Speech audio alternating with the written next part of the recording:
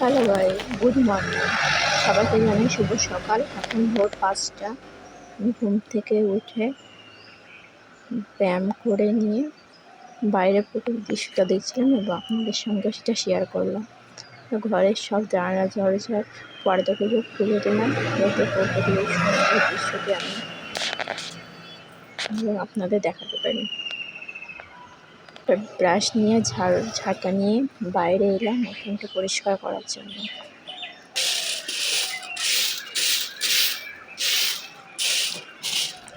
তারপর ঝাড়ু দেওয়া হয়ে গেলে কিছু ফুল তুলে নিলাম ঠাকুর পুজোর জন্য। ফুলগুলো খুব সুন্দর দেখতে।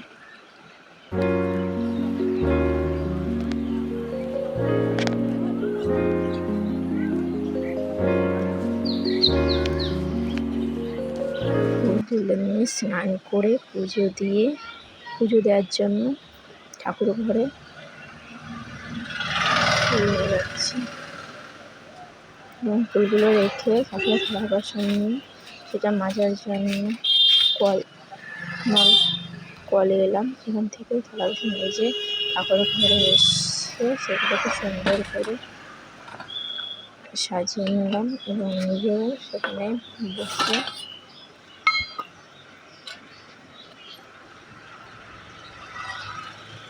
আরতি করে তারপর নিচে এসে গরম জল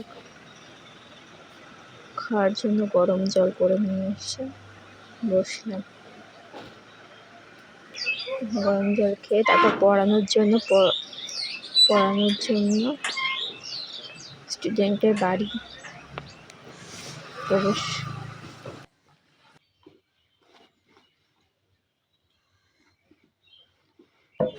8টার সময় পড়ানো শেষ হলো এবং আমি বাড়ি এলাম। বাড়ি এসে ব্ল্যাক কফি খেয়ে রেডি হয়ে মলের দিকে যাওয়ার জন্য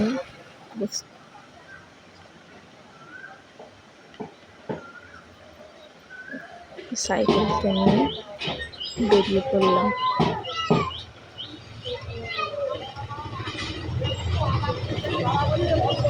তারপর আমাদের গ্রামের এই সুন্দর রাস্তা দিয়ে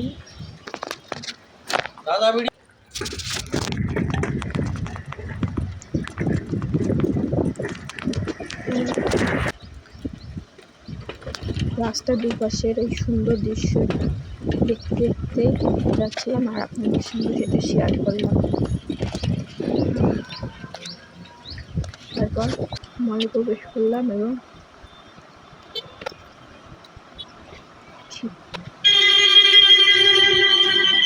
চারিদিকে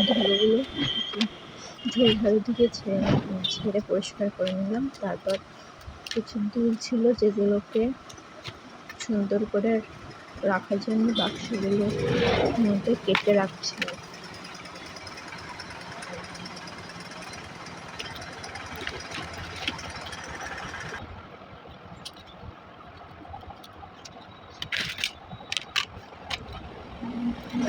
এই কাজটা হয়ে গেলে কোল্ড ড্রিঙ্কস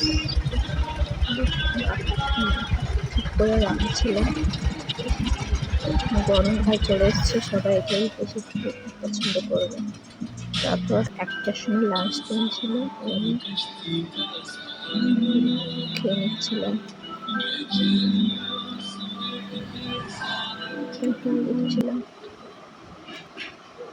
এখন বাজে বিকাল 3টে।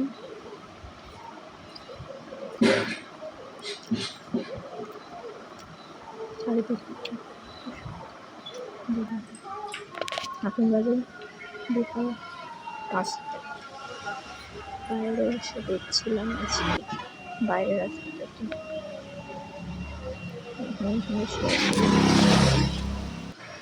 5:30টার দিকে বাইরে বসে আছি এবং বাইরের দৃশ্যটা দেখছি এবং আপনাদেরকেও দেখাচ্ছি।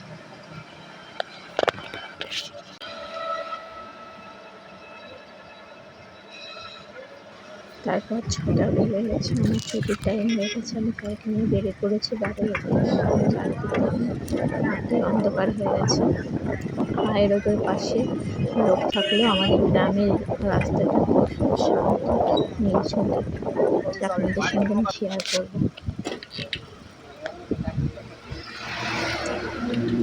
আচ্ছা, আমাদের গ্রামের রাস্তা এটা খুবই অন্ধকার, এবং লাইটের ব্যবস্থা নেই।